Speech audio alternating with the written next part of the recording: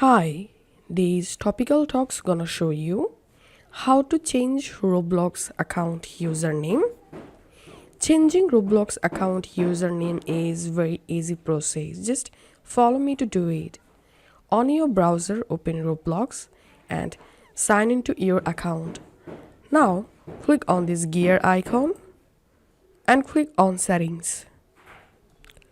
Once you are in settings page, here make sure to select account info and here you will get username. Click on edit and to change your Roblox account username, you have to spend thousands Robux and you will find your available Robux in this top right corner. As you can see, currently I don't have any Robux.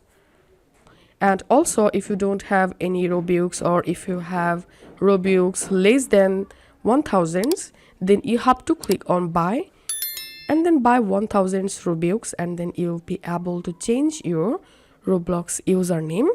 You can change your display name for free. Just click on this edit icon next to display name and then you will be able to easily change your display name and this display name showing up in this top right corner. If this video helped you out, please leave a like and leave a comment down below. Thank you for watching.